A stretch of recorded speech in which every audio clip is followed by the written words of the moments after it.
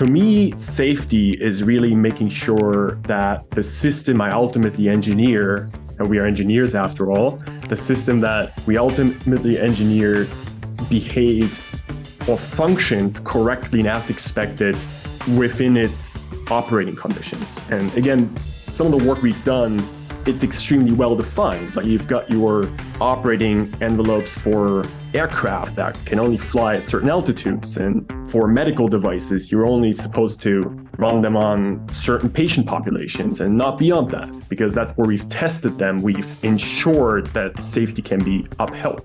And so any behavior outside of that, to me, is, could potentially be unsafe. You are listening to The Secure Developer, where we speak to leaders and experts about DevSecOps, Dev and Sec collaboration, cloud security, and much more. The podcast is part of the DevSecCon community, found on DevSecCon.com, where you can find incredible dev and security resources and discuss them with other smart and kind community members. This podcast is sponsored by Snyk. Snyk's developer security platform helps developers build secure applications without slowing down, fixing vulnerabilities in code, open source containers, and infrastructure as code. To learn more, visit snyk.io/TSD. Hello, everyone. Welcome back to The Secure Developer. Thanks for tuning in. Today, we're going to keep our AI security exploration going. And to help us with that, we have David Haber, who is the CEO and co-founder of Lakera.ai, which is an exciting company we'll talk about a little bit, and also the creator of Gandalf, which is a fun tool we'll get into a bit more. David, thanks for coming onto the show. Thanks for the invitation, guy. Pleasure to be here. David, before we, just to kind of set the context, set the stage for the conversation, tell us a few words about, just yourself, a bit of background, and a bit about Lakera and what you do. Yeah, 100%. So I spent the last roughly 10 years thinking about how we can elevate this notion of how we bring machine learning models to ultimately safe and secure systems. So we spent a couple of years building diagnostic systems in healthcare. I helped build up a company that ultimately built the first fully autonomous autopilot for aviation. And as part of that, you do not only sort of naturally become somewhat a systems and a safety engineer, but also you get to be involved in quite a bit of the regulatory work that obviously everyone is talking about there. But what this really requires us is to really adopt this systems mindset when it comes to AI. And, ultimately that can sometimes be challenging and sort of new mindsets and ideas to adopt. And what I've been really trying to do these last couple of years through education, some advising on the side, but also ultimately what we do with Lakera now is bring some of these concepts and ideas and methods to people all around the world with the hope that we can ultimately build much better AI systems more generally, and also really use them to solve some of the world's most important challenges out there. So at Lakera, we ultimately are on a mission to equip all developers out there, all AI developers, with the tools they need to make their systems safe and secure. Yeah, and that's a worthy mission, and indeed to really immerse yourself in the importance of AI safety and the ethics and the infamous alignment and alignment to whom and all of those joys. There's a very clear-cut version of that when you work on AI systems in healthcare and aviation. Some of the gray goes away. It's just like, yeah, the plane should not crash. The machine should not kill the person it's connected to, etc. The question is how do you bring neural networks that are 96, 97% accurate, which may actually be pretty good neural networks, to what they call in aerospace design assurance levels, where ultimately your failure rate has to be in a 10 to the minus 9. So how do you bridge that gap? And with that, you ultimately think about how do we design these systems in the first place, but also how do we make sure we ultimately protect them while they're operating in the hospital or while they're sort of flying on different aircraft out there. So interesting challenges you encounter indeed. Yeah, indeed. And so when we first met, and you were sort of earlier in Lakera's journey, the conversation that we had very much was about AI safety, and naturally, as I kind of dug in more on security on it, you perceived, even now you sort of said, make it safe and secure, you perceived security almost like as an aspect of AI safety, maybe a very important one, but an aspect of it. I guess, how do you see that interaction? If you were to define what it means to do AI safety, you gave a bit of that now with maybe the percentage of assurance. But when you think about AI safety, maybe what's the broader picture? What does that include? And how does security play into it? Yeah, I think it's a very relevant question. Fundamentally, I think it comes back to the question around alignment. The way I think about this is, if you broadly think about building AI systems and then operating them, when I think about safety, the big questions for me are really around, how do I design and how do I build a system that is ultimately aligned with the intended application? So how do I build a system that works correctly when used in a hospital, or when it's used on, I don't know, in games that children play out there? Like, what are some of the mechanisms I should make a part of the system design to ensure the correct behavior? It's very proactive. It's a big part of how we should be developing these systems. And then as we go towards operating these systems out there in the wild, the big question becomes, how can I ultimately uphold that alignment that I intended in the first place? And so that's where we are now at the sort of close intersection between safety and security, because what I want to avoid is that there are any third parties out there that can take advantage of my system in any way that triggers any form of misalignment. And this can mean a lot of things. I certainly think that to design and operate these systems successfully, safety and security both become very important priorities. And what's also interesting is, actually, in most languages, German, Spanish, French, to say the least, safety and security are exactly the same words. And so I always try to remind myself of that, because I also think when it comes to AI, a lot of things we are discussing or have been discussing, we're still in very early phases, but I believe that as we mature, especially what we see with the LLMs out there, the sort of delineations between safety and security will become more blurry and vanish over time. The concept and the challenges are just so close to each other. Quite similar on it.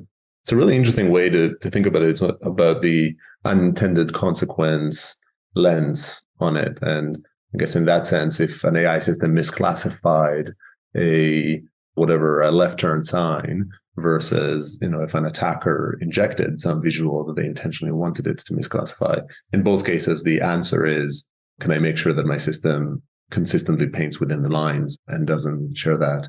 So it's an interesting analogy on it. There's the other side of it, though, which is the consequences, because to an extent, any unintended consequence you can attribute, like any bug can be attributed to an unintended consequence. But some of them, I don't think they will qualify as safety, because their output, their consequences will be less severe. You'd get a 404 page, or you would get something like that. So you just qualify that as a bug, as a functional bug, but not as a safety bug, versus trying a system. I guess, I see the analogies, but how do you draw the limits to them, right? How do you define something as a safety issue versus just a bug? I love that. And I think we can actually get into some pretty boring language that we encounter in the sectors that I've worked in, like healthcare and in aerospace, because I would actually qualify what you just mentioned as maybe even a pretty healthy way of like fallback mechanisms, where maybe it's not so bad to actually get something like a 404 or something back from your system. The question that I fundamentally ask myself as a system developer or system designer, and this fully applies to AI systems as well, is at the highest level, what do I expect these systems to do? How do I expect them to behave under different circumstances, different input, different prompts as we get to LLMs? What do I expect them to do? And obviously, there are quite matured methodologies that actually help us define that system behavior, especially when you get into some of the regulated industries. You end up describing your system in sort of endless of requirements that ultimately describe, again, the expectations. So to me, safety is really making sure that the system I ultimately engineer, and we are engineers after all, the system that we ultimately engineer behaves or functions correctly and as expected within its operating conditions. And again, some of the work we've done, it's extremely well defined. Like you've got your operating envelopes for aircraft that can only fly at certain altitudes. And for medical devices, you're only supposed to run them on certain patient populations and not beyond that, because that's where we've tested them. We've ensured that safety can be upheld. And so any behavior outside of that, to me, is, could potentially be unsafe. And the beauty of this approach of formalizing where you expect your system to work and where you don't expect it to work is that depending on the application, you can actually be relatively conservative. But then you can make sure that, if I only run this on this and that data, maybe a pretty small part of the universe, I can now put in place all the mechanisms to ensure safety. And I don't even say anything about the rest of the universe. Yeah, it's interesting. It's like, in that sense, and maybe indeed we're rat holding a little bit over here, but it does boil down to safety just being a quality bug in a system that has sort of a safety aspect to it, such that the bug can cause it versus, a fallback mechanism that prevents it. 100%. But I think if we indeed kind of maybe try to, I'm interested in a lot of things, sometimes go down different paths on it. But if we indeed sort of focus a bit more on security, I still think that this narrative now is interesting because you mentioned within parameters. And I guess one of the challenges in security as a whole is that when you talk about functional testing or anything like that, then there is a finite set of requirement. Like when a user enter X, Y should happen. And it's much more contained versus the security landscape, which is an attacker can enter anything. They can do a variety of wildly creative variations, and they're very, very big. And because of that, it feels like it's almost an infinite set of capabilities, and you're never going to be able to test all of them. And to an extent, with AI systems, the set of functionality and what they might do is not as defined anymore. It is also somewhat infinite in all the different ways that the neurons can fire around and go. Maybe that's that 3% between the 97% to the 100. So anyways, it's just sort of an interesting lens on maybe even a philosophical challenge with securing an AI system if both the correct behavior and the incorrect behavior are both endless sets of it. Does that make sense? And I'll try to get us off the philosophy path in a sec, but does that resonate to this view? I think the big question becomes here, what kind of perspective do we want to take on actually both safety and security? Is it at a level of like neurons, or is it at a level of like models or systems? And I think there's some interesting work happening at Anthropic, for example, on what they call mechanistic interpretability, where they try to like reverse engineer some of the functionalities that are encoded in these networks. I think this is really fascinating work. But if we look at this sort of from a broader perspective, it is still relatively unclear what kind of circuits and how abilities and behavior are ultimately encoded in these models. This is very active research, but in the grand scheme of things, the models that we are looking at today and discussing here, they're so complex that I don't think any of us has a really good understanding of the encodings within any of these models. So now the question coming back to what lens are we taking here? Certainly a lens that we are taking is to think about this somewhere between the model and the systems perspective. And like, what's the application around that system? Who's actually interacting with these models? To abstract away a bit from maybe some of the things that are actually extremely hard for us to understand right now. And so I think when you constrain the problem in that way, and you think about what is the input that I expect to these models, given sort of certain applications and application architectures, I think we are starting to actually get a good understanding of what are ways to ultimately engineer these systems today in a more secure way and allow people and companies to deploy them in a good way. Yeah. So I think the big question here becomes, what kind of lens do we want to take? Yeah. I think it's an interesting view on it, and it does bring to mind maybe the difference between defense in depth in a microservice-based system where, a single interaction passes through maybe 100 different microservices. At the end of the day, some elements of security you care about, at the granular level, of a component within a microservice or microservice itself. But then increasingly, the more complex the system, you care about what is the holistic impact, what is the path. So it's interesting there. Let's maybe bring it down a moment to reality. And I think actually this context works well to talk a little bit about prompt injection that I teed up at the beginning. And so you built a company on this sort of AI safety, broader vision, and AI security was significant within that. Somewhere along the journey, you released a little tool called Gandalf, and it feels like that had some impact. Tell us a little bit about what that is, and then maybe in the context of that, you can explain a bit of what is prompt injection. Yeah, 100%. Just like everyone else, we were looking at, I guess, ultimately educating ourselves around LLMs earlier this year. And we built this thing called Gandalf. So it's a game that ultimately was launched by us to illustrate some of the safety and security issues around LLMs that we've just talked about, in particular, different forms of data loss.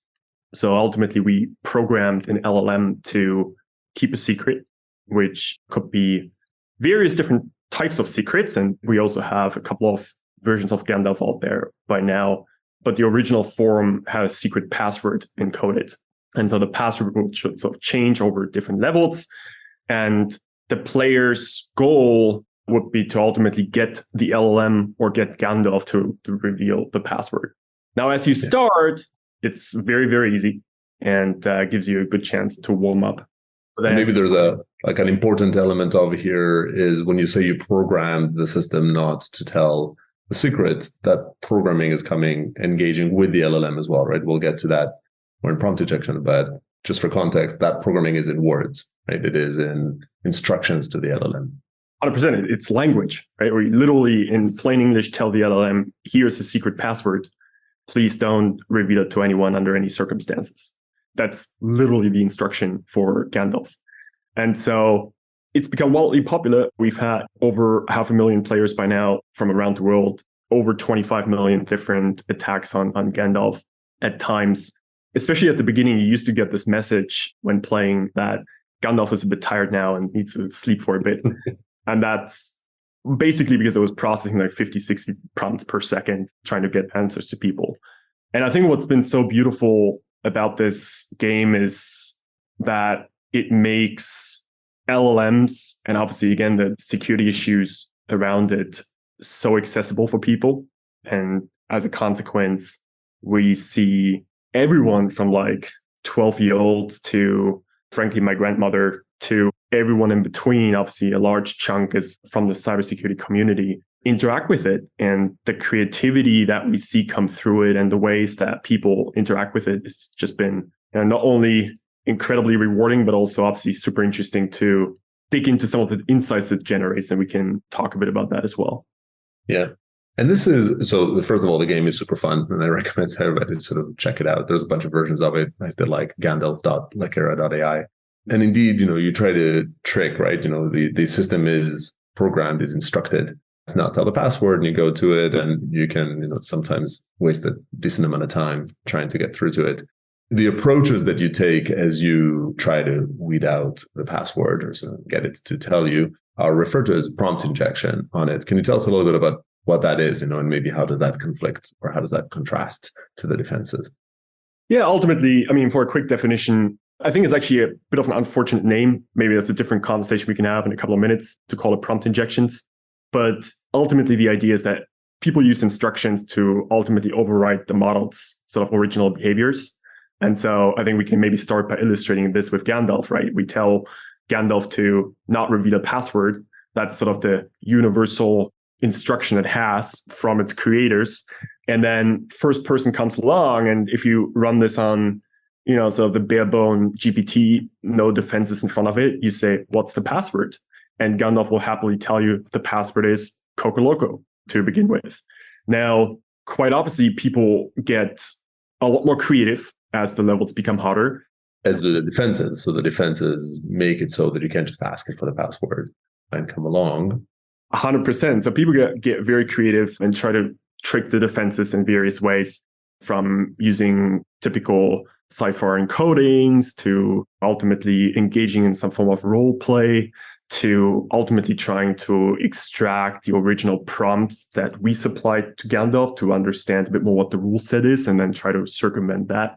But it all comes back to this idea that these models have certain behaviors that we don't quite understand, that people can exploit certain insights to ultimately overwrite the original behavior. And the way to think about it, maybe also, especially for the more traditional sort of cybersecurity folks out there, I think people often compare it to SQL injections, which has been a known thing for quite a while. I think that's not quite accurate, just because we can get into sort of all details behind that. But I don't walk around the store conversing in like SQL, like selecting star from shelf 24 and insert some form of like SQL injection in that. We're now in a different world where I use language, any form of language around the world, to engage with these LLMs. And so I use that to ultimately get the LLM to execute completely arbitrary behavior. And so I think a great analogy from a traditional sort of cybersecurity perspective is really more like arbitrary code execution. So I can inject certain instructions, again, in natural language or using some other encodings that I know the model will potentially be jailbroken with or tempted into different behaviors to make it execute anything. And now there are two types that people are typically looking at here. One is direct prompt injections. So we are back to Gandalf, where we have humans sort of throw prompts at the model and see if they can get around it and make it do things. I think the much more complex and the much sort of riskier version of that is really indirect prompt injections, where we often end up connecting these LLMs to our organization's documentation, to our inboxes, to our calendars. And now what I can do as an attacker, I can place an invite in your calendar that gets parsed by your LLM-driven assistant that encodes instructions to delete all of your calendar. Or beyond that, leak information to me around what sort of other appointments you have coming up later today. So we get into all sorts of issues where you may not even notice, or people may have a really hard time actually noticing that they're being attacked. And that's a combination of these things being implanted on websites, in code that gets executed, in documents that LLMs process, and at the same time, all of this happening in plain English that may be very hard to detect. Yeah, and it's hard to structure. So let me kind of echo back some of this stuff, a lot of good insights here. So first, fully agreed, one of the key distinction between maybe an SQL injection, and I understand the reticence or the reluctance to use the term injection because you're not injecting something into a structure. There is no structure. It is English, it is loose form. And so the first is, it is like an injection attack, command or SQL or whatever, but it is loosely formed. And so by virtue of that, there's no single quotes to look for, or there's no, use parameterized API in the API, and therefore you'll make it go away. The nature of the system is such that it is loose, limiting how much you can constrain the attacker or build a system that is, I guess the systems are not deterministic. So the system cannot be explicitly hard limiting the behavior. I think the big complexity here comes from just a major human element in the equation. So in some ways, I think we are much closer to phishing attacks or like phishing strategies. And social engineering as a whole, right? As a methodology. So it is sometimes hard for me to like weed out the emails that, trying to do things that they shouldn't be doing.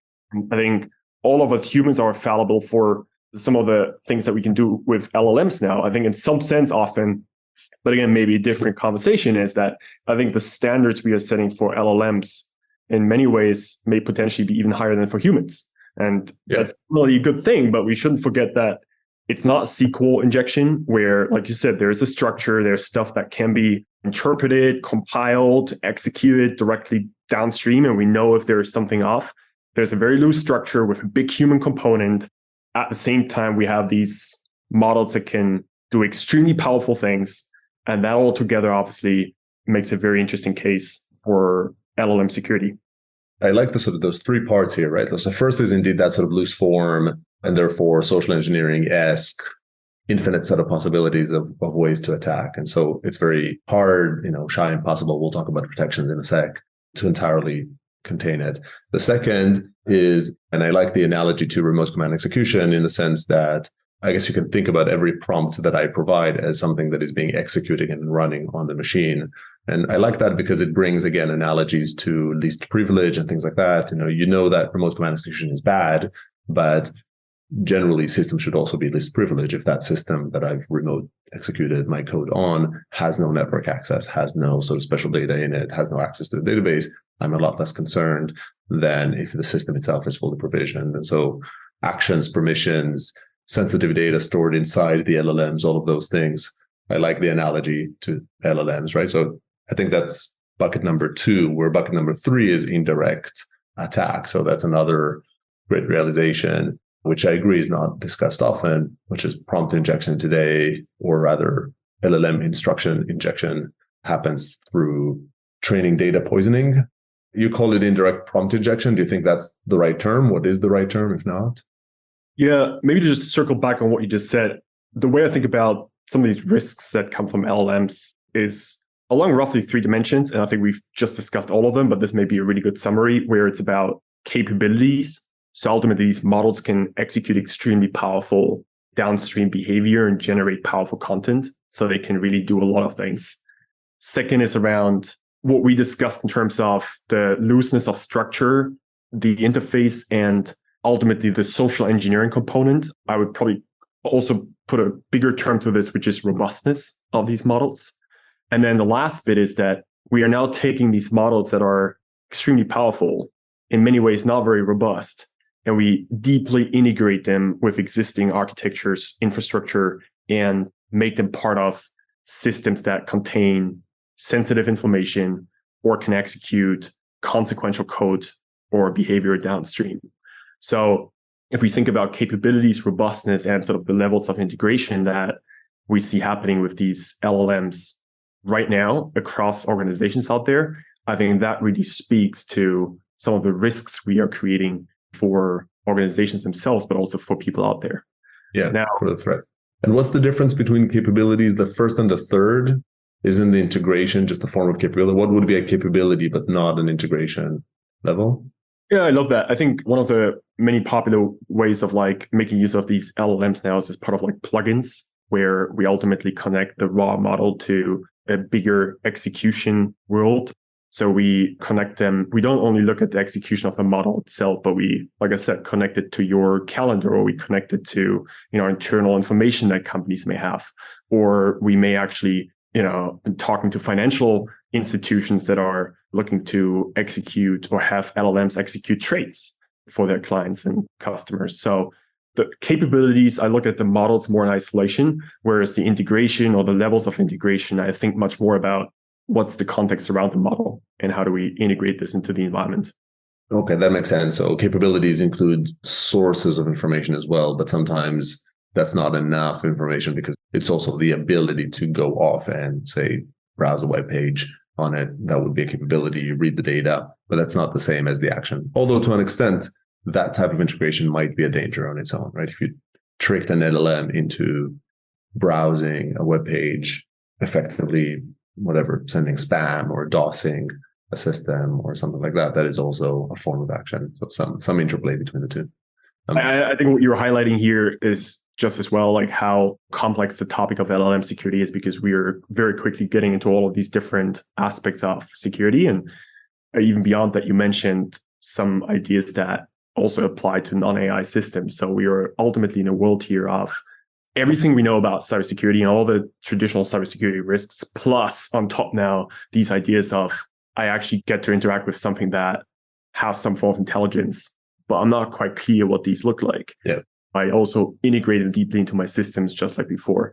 But I wanted to circle back on the data poisoning comment that you made. So first of all, we have direct prompt injection, indirect prompt injection. To me, data poisoning, I think much more of, and again, all of these terms I think are relatively fluid at these stages. Data poisoning to me mostly resonates in the context of when we actually train the model. So we've got, a couple of camps out there right now. A lot of companies obviously working with the big model providers. Just yesterday, OpenAI actually added some functionality around fine-tuning models as well, which is interesting and comes with new risks. We've got people or organizations out there that look at open source models, and then we are starting to see a bit of activity, but nowhere near where we expected to be in a couple of months or even years we build our own models in-house. And so the more we move from the first to the last, there are real questions around data poisoning. What do I have in my own data set that may bias the model in any ways, execute or encode undesired behavior and abilities and knowledge?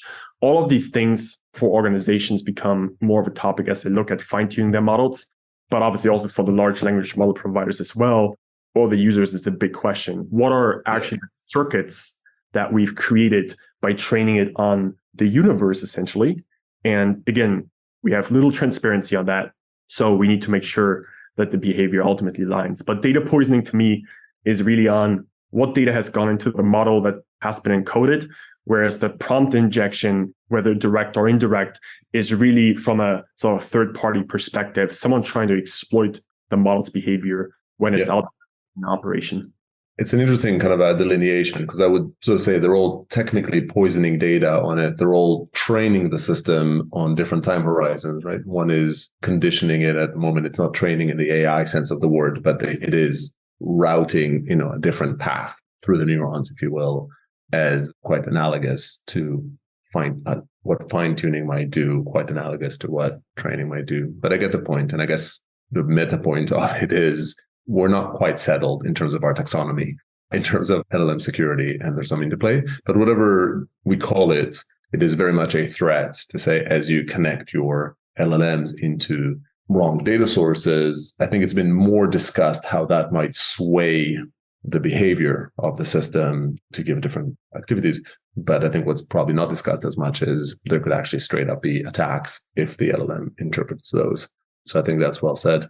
Let's maybe switch gears and talk a little bit about defenses. So, we're facing this big problem. We have non-deterministic systems that take loosely formed text and make decisions, sometimes mildly powerful decisions, and we're adopting them like there's no tomorrow at the moment. And I guess, what can you do against prompt injection, whether it's direct or indirect? What's at your disposal? And we can talk a little bit about how you're thinking about this. You're a solution provider of it, but maybe start conceptually and we can mention a bit of what you yourself offer. Sure. No, 100%. And, I think to start, I think actually from a conceptual perspective, whether we look at direct prompt injection or indirect ones, we are still trying to protect the model in some ways from, input. So I would treat that as one of the same for sort of the conceptual part, at least. I think we all appreciate it's a very complex problem. And, we've mentioned some of the reasons for that already. There are certain things that are they are easy to filter out. We can easily protect the models against certain straightforward attacks that people are aware of, that people are attempting. I think the really interesting discussion to have, though, is around taking a data-driven approach to ultimately defending the models out there. So with all the conversation on prompt injection and with the gazillion queries and prompts that you got within Gandalf, what do you draw? What have you learned in terms of, attacks, defenses, this domain? Yeah, I think the game is over 2 months old. So all this is very much work in progress. And we have, however, started to do some really interesting work into trying to understand what is prompt injection when you look at it out there in the wild. And when you look at it from the perspective of people with this vast diversity in profiles trying to get information out of an LLM. And so what we can see and what we've identified is that there are, across models, across different versions of Gandalf, whether it's a password or other things that we want to get out, there are very clear patterns of attack on Gandalf. But at the same time, there are also almost as many variations as attacks, if that makes sense. And I think this puts us into an interesting position where there's a long tail, basically. There are some things that are very, very clear cut and that effectively work, but there's also a significant long tail.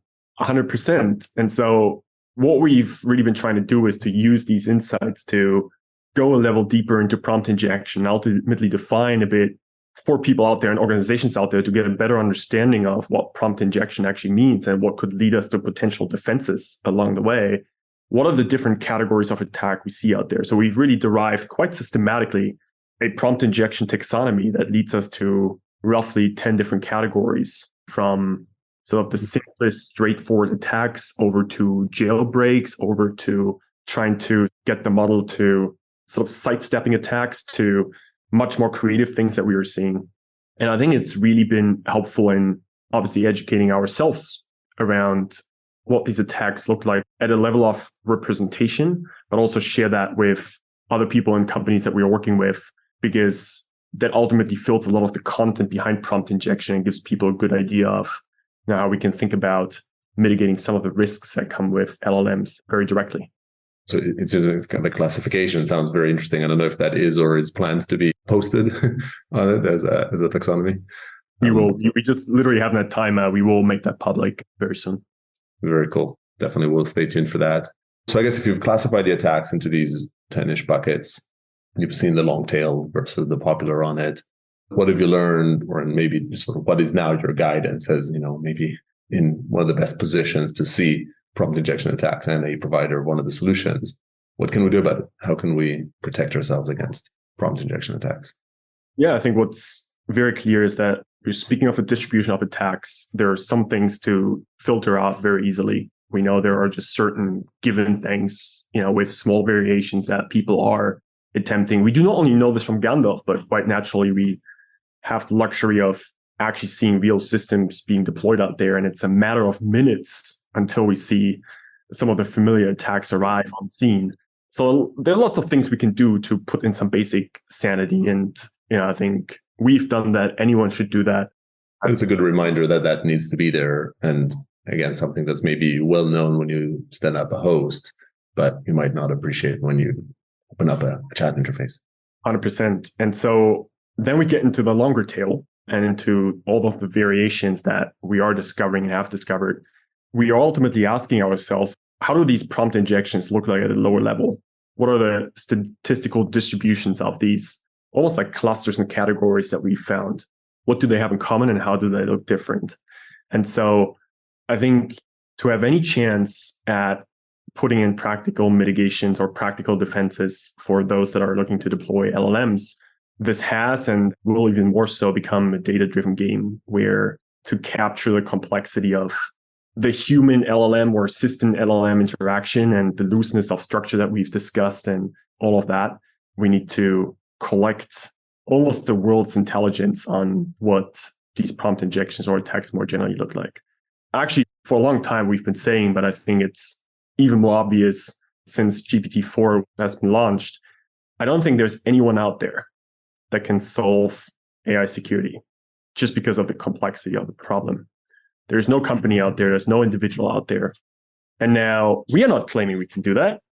What we are doing is ultimately we are using different channels and red teams all over the world and the collective intelligence of those building applications so that if we discover issues out there, we can make that part of our sort of intelligence as well. And I think the question really becomes, how do you set up a data process and a data flywheel to find the representations that best characterize the interactions between humans and LLMs or assistants and LLMs, and ultimately encode these protections for these models? So this would be, so you're sort of sniffing for, you're using all the data that you get in terms of seeing attacks, your own research, all that sources. And fundamentally, I guess what you're sort of saying in general and for your specific solution on it is that the way to tackle it, you can, back to the beginning of our conversation, right? You can't necessarily fix every node, every neuron level within the system, but what you can do is you try to identify the attack. Yes, it might not be structured the same way, but you can still get a fairly high percentage of success looking at the input and saying this input looks malicious. Is that correct? That's correct, with the addition that I think people often overemphasize the input. What we really want to do is look at the input and the output, because from a security assessment standpoint, we ultimately have more information available to understand how the model behaves, and not only what it's receiving, but also what it's outputting. But we're discussing prompt injections here. There are, other big concerns for people as well that may actually be a lot harder to see on the input and much easier to see on the output. So fundamentally, I think it's not only about input sanitization, it's also about output sanitization. And that's really important when setting these LLMs up in the first place. Right. So very good clarification, which is you can identify attacks coming in, but you can also identify when the wrong data comes out. And I guess back to your sort of capabilities and integrations, when you say data comes out, that same type of scrutiny should happen on actions being taken and surrounded. I guess if I understood correctly, from all you've sort of learned on prompt injection, you feel that the best way to secure it is really to surround it. That inside, we can try to do it, we can try to improve things and all of that. But fundamentally, we need a layer around it that scrutinizes what it's told, scrutinizes what it says and what it does. And I guess kind of coming back to the social engineering example, this is a bit akin to how we work with individuals, is you put constraints on the individuals. You don't try to install something in their brain to make them work one way or the other, but rather you constrain and you keep tabs on, are they accessing more data than they should? Are they logging into a room or like walking into a room that they shouldn't? And, what is it that someone tells them? Is that fair? Like, is that a good mental model for what you see as the winning approach? I think so. And a related, I think, very important question that we always get, and there are multiple levels to unpack here, but the fundamental question is around, do we expect model providers or model builders to actually resolve all of these security issues? Or like we just said, do we expect that more on the application side, more on when we start to use the LLM, do we put security mechanisms in place then and improve sort of overall security by having protection around it, precisely like you said? I think there are so many things to unpack here. One of the other sort of concerns for people integrating LLMs into applications that illustrates this point quite well is hallucinations. And so, because these models have pretty much been trained on sort of the world's information and also a lot of fiction and stuff they have not been trained on that they may be asked to answer, they just end up making stuff up.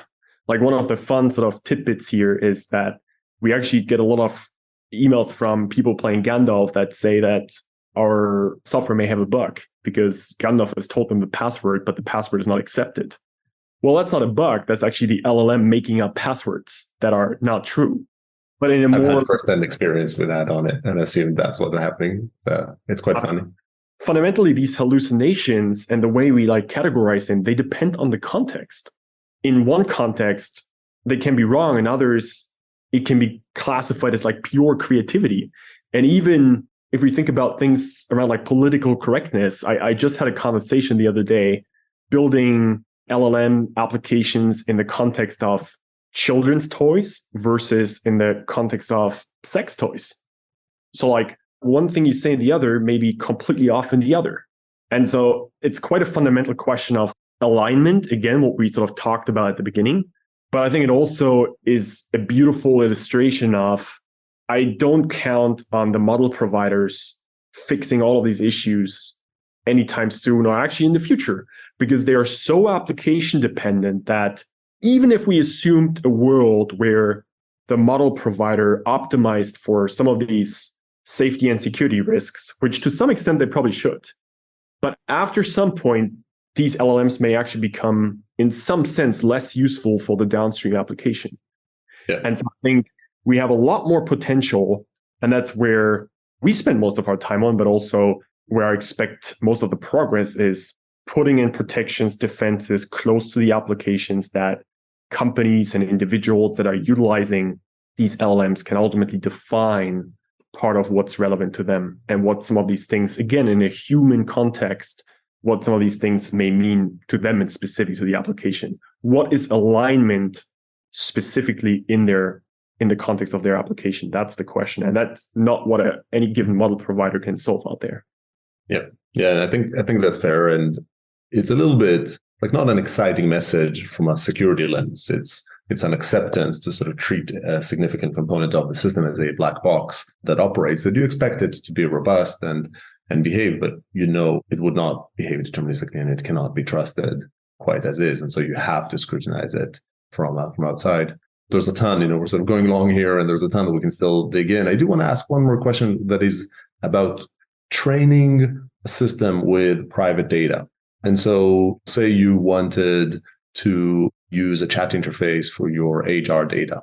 And so today you can do it in two ways, right? You can inform with the right fine tuning or others, or context or whatever it is. You can give the LLM data about your employees, and that would allow you to ask questions like, when was that last person we hired in one of those German speaking countries, and just sort of find the individual. Or you can not do that and give it some ability to construct a query that it would subsequently invoke against the system. And so you can ask it not quite as creative questions, but you can still get some form of chat interface to be able to access data, but you get a little bit more maybe assurance on access. And today, when people ask me, I tell them, absolutely do not do the former because prompt injection, because we are in a place to doing it. Do you give the same guidance? And do you think that's just fact that will always be true? Or do you actually think that with proper protection, hopefully what you're building at Lakera, but also maybe broader solutions over time, we can inform the LLM about sensitive data that should not be accessible to all of its users, and still have confidence that it won't share the wrong data with the wrong person? I think if we zoom out for 1 second, there are two approaches right now that people are following. One is a very popular way of supplying information to these LLMs through what we call in-context learning. So again, that is, we are providing the kind of information that you mentioned. We are also injecting that in some sense into the models, called initialization or context, or we call it the system prompt, and it gets these additional information together with some even more on-demand ways to do this, concatenating prompts together so that the model knows how to reason about certain things. That's very on-demand, on the fly, pretty easy to set up. A lot of people are looking into that. Then there's the real fine-tuning route, where we actually change the model's internals, the weights on some of the data that we want the model to be aware of. I think both of these come with very different security profiles and risks. Now, generally speaking, I think there are a couple of layers to look at here. One is, as we see organizations connect their models to different downstream systems to fetch information from, or to grab information and put it into its own prompt or context or whatever, there's a question just about plain access rights. Give the model only access to information it should actually be aware of. But those access rights, they could be different if an employee logs into a system versus their boss, who might have access to more payroll information or more personal information. I think the systems today do not allow something like that. No, the LLMs, I guess you could build them like that. I think what I'm alluding to here is really at an architecture level. So how do I connect data systems to these LLMs? And certainly like the manager would probably have broader access rights or visibility on the data than maybe any given employee. And so as we inject data into this context, I think we can be very careful through pure design of the architecture and how we give access rights, what data we give to the model in the first place. I always mention that because I think people often forget that there's like basic sanity that we can get right. And now the question becomes, how do we deal with data that the model has access to? And especially people ask me, should we train our model on our internal financial information or employee data? And I ask them, have you thought about the downstream consequences of that? Because then suddenly the model has encoded that data as part of their internal circuits, and it can reveal that to the world. And I think here we are now getting back to a point where it deserves protection from the very specific vectors of attack, where if the model is then instructed to not give away that data to the outside world, we need to make sure that it also stays sort of aligned with that intended purpose. Now, there are ways to actually, and some less successfully and some more successfully used, to indicate to the model what is sensitive data that can be used for its internal reasoning versus information that you can give away to the outside world. Having said that, it's sometimes even not so clear what that even means, especially what data is there. It's quite loose to sort of sanitize that output, right? You're telling one person about whatever, someone's paycheck, and assessing whether that data, it looks the same as another person's. whatever, maybe address, it looks the same as another person's address. And it's very hard for the system to know whether you did or did not have access rights to that information if you didn't prevent it in the outset. But I think it's good guidance. What I'm sort of hearing from you is, yes, you should really think deeply about giving the LLM access to information that should not be made available to all of its users. If it is public information, or if all the users are equally authorized or sufficiently authorized to access that data, you're probably fine. There's no problem. But I think what's really interesting is you're saying you can actually architecturally structure it such that when I ask an HR-oriented chat interface, the system is able to go off, like with the plugins, and fetch information from an HR system, give me a bit more creativity, but it would do so with my access right permission. It would fetch that data ad hoc as opposed to having been kind of injected with that ahead of time for all users. Would make it a little bit less efficient, maybe a little bit more costly, because it fetches the same data again and again, but it will be more contained. Does that sound about right? And I think it just illustrates the point we discussed earlier, that really what we are building here is full-blown systems and applications. And it really pays off to think about, what do we know about the model? What does the model encode? But then equally, if not more importantly, how does that model interact with the world or its environment? So that is like data sources, that is a system that it will execute on, and also humans that operate around it. So that ultimately makes this whole space of safety and security then also so interesting, and at the same time, very challenging. Yeah, indeed. And that's a great point to finish on. Thanks, David, for the great insights through it, and both congrats on, Gandalf and what's done so far, and good luck with Lakera as you go. Thank you so much, Guy. It was a pleasure. And thanks everybody for tuning in, and I hope you join us for the next one. Thank you for listening to The Secure Developer. You will find other episodes and full transcripts on devseccon.com. We hope you enjoyed the episode, and don't forget to leave us a review on Apple iTunes or Spotify, and share the episode with others who may enjoy it and gain value from it. If you would like to recommend a guest or topic, or share some feedback, you can find us on Twitter at DevSecCon and LinkedIn at The Secure Developer. See you in the next episode.